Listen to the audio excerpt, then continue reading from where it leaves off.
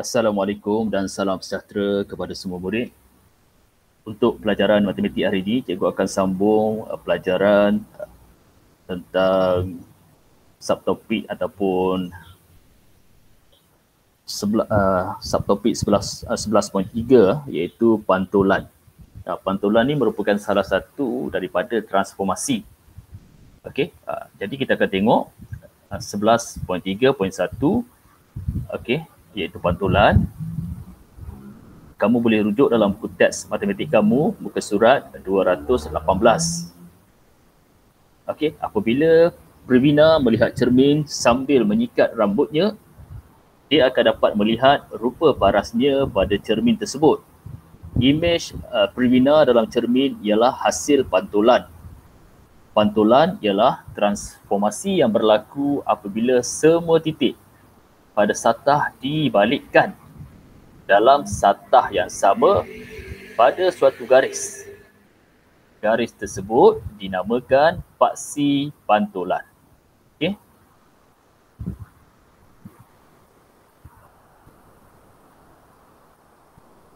Okey, di bawah suatu pantulan, objek dan imej berada pada sebelah yang bertentangan dengan paksi pantulan. Samalah. Contohnya kalau kamu tengok diri kamu dalam cermin, begitulah yang berlaku sebenarnya dalam pantulan. Apabila kamu lihat diri kamu dalam cermin, itu adalah salah satu contoh pantulan. Okey. Objek dan imejnya mempunyai jarak serenjang yang sama dari paksi pantulan. Bentuk dan saiz imej adalah sama dengan objek tetapi orientasinya sonsang. Imej bagi suatu titik yang ada pada paksi pantulan ialah titik itu sendiri. Okey, simetri ialah suatu padanan dari segi saiz dan bentuk di antara satu bahagian atau sisi suatu arah objek. Garis simetri ialah garisan yang membahagikan suatu bentuk kepada dua bahagian yang kongruen.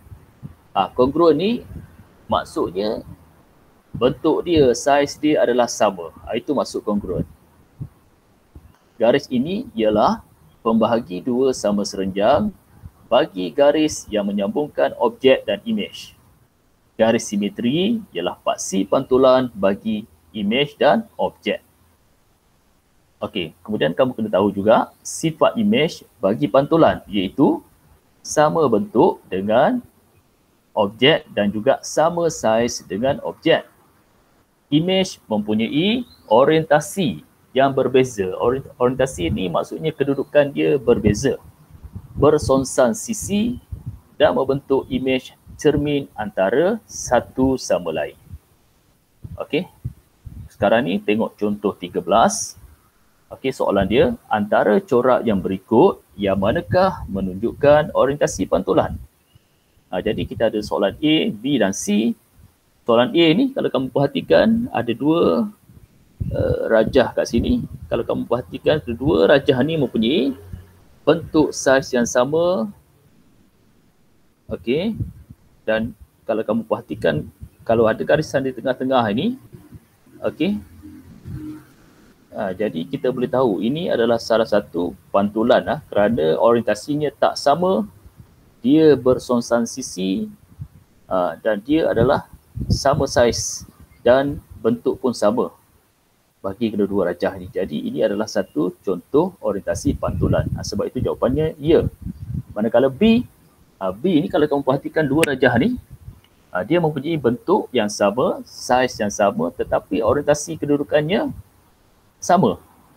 Okey, bila orientasi yang sama, dia bukan pantulan. Pantulan dia kena mempunyai orientasi yang berbeza. Jadi ini bukan pantulan. Dan ini sebenarnya adalah satu translasi.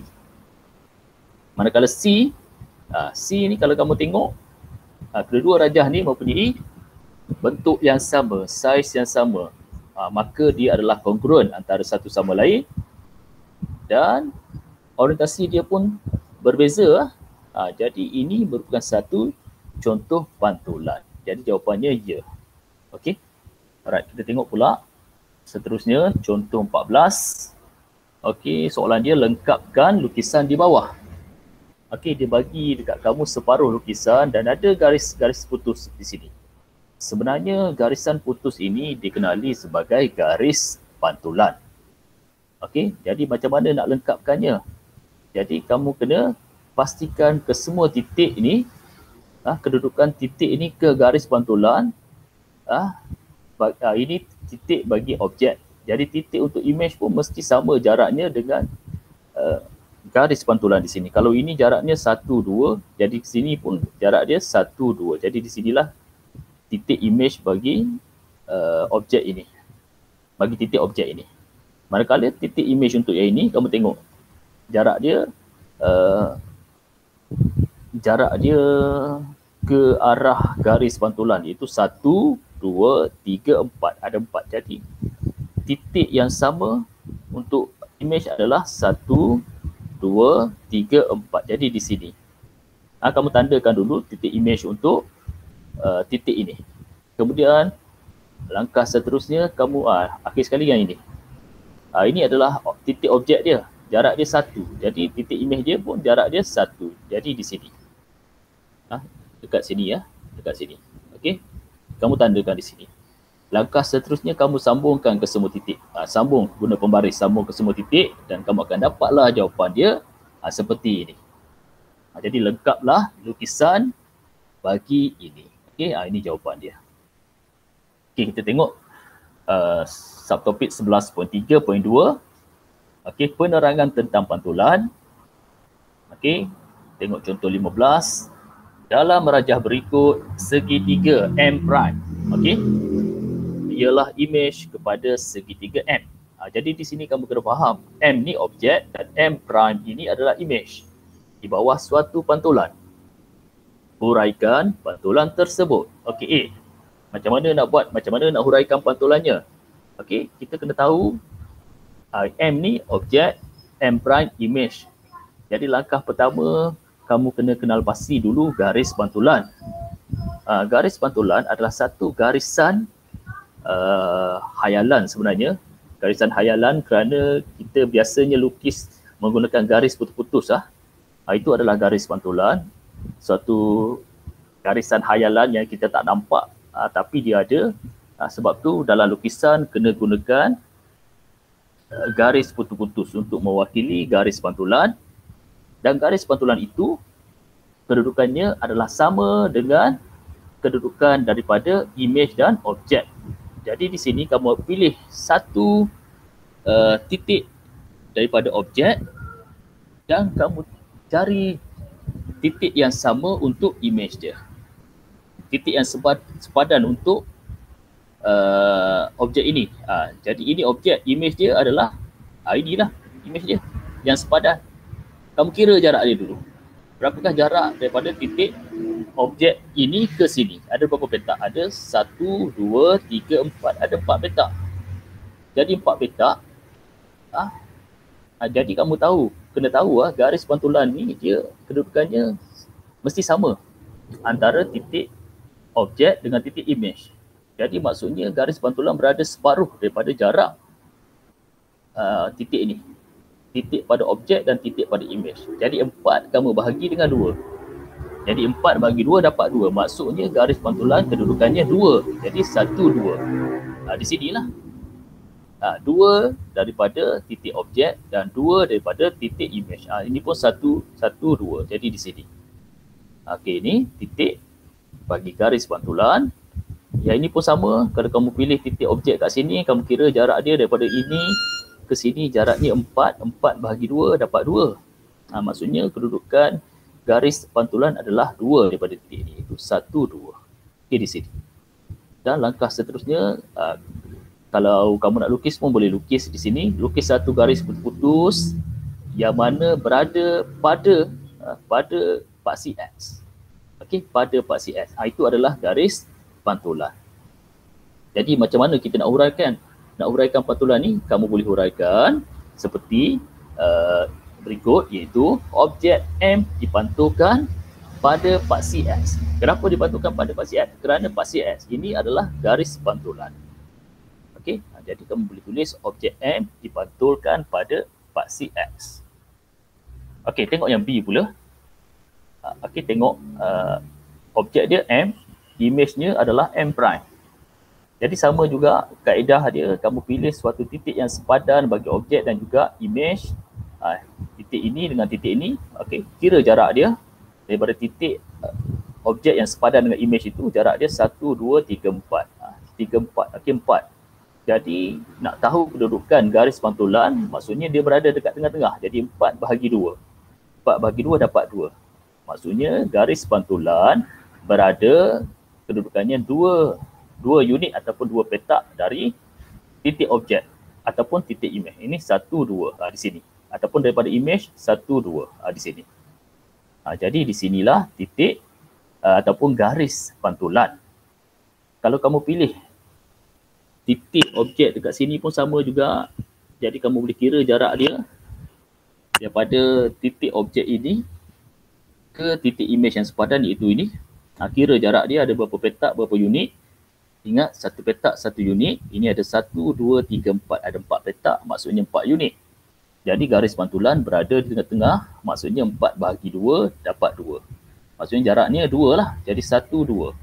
1, 2. Jadi di sini. Ini adalah titik garis pantulan. Jadi kamu sambungkan ini dengan ini.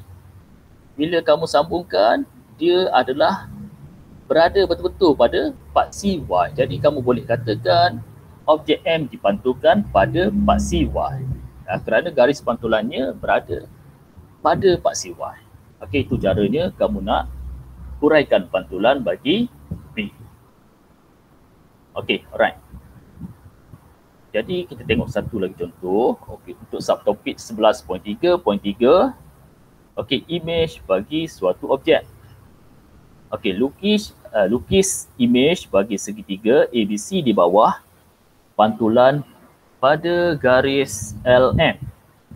Okey, jadi untuk selesaikan ni, okey, langkah pertama kamu kena pilih mana-mana bucu dan bina garis renjang dari paksi tersebut ke garisan LM dan panjangkan melebihi paksi pantulan tersebut.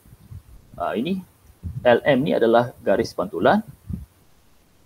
Okey, kalau kita nak cari image bagi segitiga ABC, pertama kamu cari kedudukan image bagi titik B. Titik B di sini. Jadi kedudukan image dia mestilah berada di sini. Jarak dia mesti sepadan mesti sepadan. Jadi di sini adalah B prime. Kemudian kamu cari kedudukan titik image bagi titik A. Jarak dia berapa dengan paksi, dengan garis pantulan? Kira 1, 2, 3, 4. Ada 4. Jadi kamu kira lah daripada ini. 1, 2, 3, 4. Jadi di sini. Di sini adalah A prime. Kemudian C. C pula kira jarak dia berapa petak? Ada 1, 2, 3, 4. Ada 4. Jarak dia 4 petak ataupun 4 unit ke garis pantulan LM. Jadi kedudukan image bagi titik C pun sama, iaitu berada 4 petak daripada titik LM. Kira 4. 1, 2, 3, 4. Jadi di sini. Ini C prime. Dan akhir sekali kamu sambungkan titik A prime, B prime dan C prime, maka kamu dapatlah jawapan dia, iaitu segitiga A prime, B prime, C prime, iaitu image bagi bagi objek segitiga ABC. Ini seperti inilah jawapan dia. Alright. Jadi untuk pelajaran kita hari ini cikgu berhenti sehingga contoh 16. Okey. Dan kalau ada sebarang soalan berkaitan pelajaran hari ini, boleh tanya cikgu lah dalam Telegram. Telegram kelas 2 di Chong Wei. Dan untuk latihan hari ini, cikgu nak kamu buat jawab soalan ini. Okey. Latihan jom cuba 11.3. Okey, cikgu nak kamu jawab soalan nombor 2, nombor 3. Okey, jawab soalan nombor 2 dan nombor 3 sahaja. 2 soalan sahaja. Buat dalam buku latihan matematik kamu. Boleh guna sama ada buku Mat 1, Mat 2 atau Mat 3. Salah satu daripada buku tu boleh guna. Okey, dan itu saja kelas kita hari ini. Okey, terima kasih kelas.